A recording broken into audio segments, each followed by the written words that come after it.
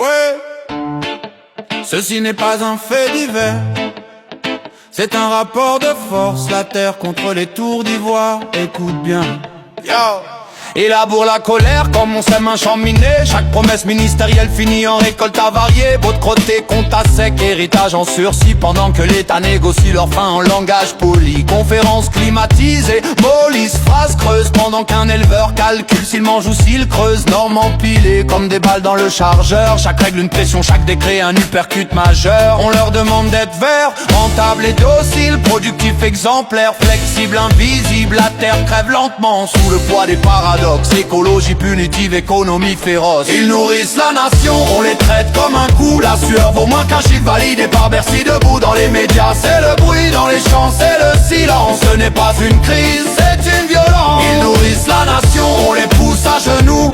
Quand la terre s'effondre, État détourne le coup. Si les routes sont bloquées, c'est que les mots sont morts. Quand on n'écoute plus la terre, elle crie plus fort. Plateau télé, expert hors sol, costume repassé. Il dissèque la misère sans jamais l'avoir touché. Un tracteur à l'écran vaut plus qu'un suicide. Faut du spectaculaire pour que l'info soit valide. On parle d'ordre public, jamais d'ordre social. De pneus enflammés, jamais de vie bancale. Un pôle au cost, dumping légal. Mais on criminalise ceux qui défendent leur capital vital. Frité comme archaïque dans un monde ultra connecté. Alors que sans eux ton frigo devient une vitrine vidée. Circuit court dans les slogans, circuit long dans la réalité. Le producteur crève pendant que l'intermédiaire s'est gavé.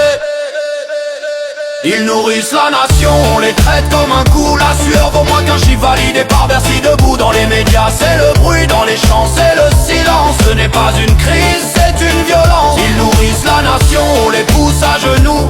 Quand la terre s'effondre, l'État détourne le coup. Si les routes sont bloquées, c'est que les mots sont morts. Quand on n'écoute plus la terre, elle crie plus fort. Ils parlent transition sans payer la transition. Demandent l'impossible sans aucune protection. Responsabilité morale sur les plus endettés. Pendant que les puissants restent toujours exonérés. Là pas comme perfusion, jamais comme guérison. Dépendance organisée, contrôle sous subvention. T'aides juste assez pour pas que tu t'en sortes. Assez pour survivre, jamais pour battre l'ordre. Un paysan qui tombe, c'est un savoir qui meurt. Mais ça ne pèse rien face au marché et leurs humeurs. La terre n'est pas un business, plan trimestriel. C'est une mémoire vivante qu'on assassine à l'échelle industrielle. Chaque ferme qui ferme, c'est une frontière invisible entre ceux qui décident et ceux qu'on rend sacrifiables. Le bitume contre l'humus, le pouvoir contre la racine. Deux mondes opposés, même drapeau, pas la même doctrine. Ils veulent des chiffres stables sur une planète instable. Des rendements parfaits dans un climat imprévisible. Quand la pluie devient arme, quand la sécheresse condamne, l'État compte les dégâts, jamais les âmes. La colère n'est pas née sur l'autoroute bloquée. Elle est née dans les bureaux où la terre n'est qu'un dossier. Si ça brûle sur les routes, c'est que ça brûlait dedans. Avant les gyrophares, avant les commemmorateurs bien pensants. Un pays qui laisse mourir ceux qui le nourrissent, creuse sa propre famine. Souvenez-vous, la terre n'oublie jamais qu'il la trahit.